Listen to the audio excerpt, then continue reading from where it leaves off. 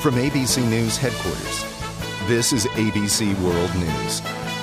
Good evening on this Saturday. It was 2 years ago tonight. Bernie Madoff was under arrest, and we would soon learn of his epic swindle, cheating investors out of tens of billions.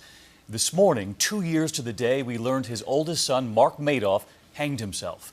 Our chief investigative correspondent, Brian Ross, has been on this story from the beginning, and he's back with us tonight. And Brian, what a turn today. Indeed. Well, it was Mark Madoff's life and privilege and luxury that also ended 2 years ago today when his father was arrested in the massive Ponzi scheme.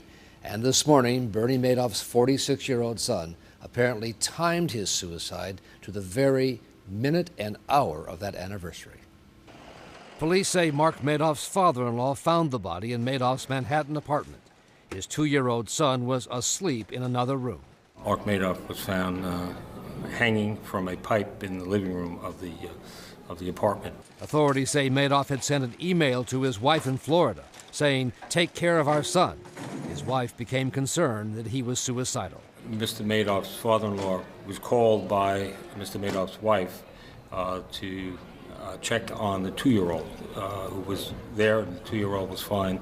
It was a tragedy of Shakespearean dimensions. Mark, who was more interested in fly fishing than Wall Street, had only reluctantly entered his father's business. He had denied any knowledge of the criminal scheme, but he was being sued for millions and in the last week learned he might face possible criminal prosecution in both New York and London. When someone takes his or her life, there's great despair, emptiness. There's absolutely no future thinking. In recent days, neighbors said Mark Madoff appeared particularly sad as the anniversary of his father's arrest approached. His garage attendant said Madoff had given him an extra-large Christmas bonus of $400 just 2 days ago. On Friday, he came, say goodbye, guys, and that's it. A salesman at a nearby store described Madoff as very down. You can see the person diminishing slowly after what happened 2 years ago. You can see how it affects him personally. On orders from his lawyers, Mark had not spoken with his father or his mother, Ruth, since the arrest. He had called his mother an enabler. Madoff's former bodyguard said it was a dysfunctional family. I don't think it's the last of this tragedy.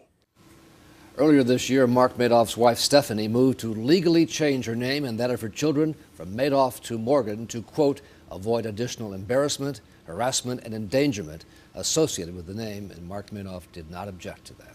Changing the name. Do we know if Bernie Madoff has heard about his son tonight, and what do you know about the relationship between father and son? We don't know. It is standard for the prison authorities to notify a relative in this case.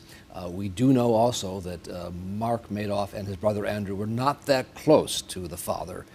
They had disagreements with him, and in fact, they were the ones who actually turned him in to the FBI. Madoff is seen as a cold-hearted person. This is at least the third suicide connected with the scandal.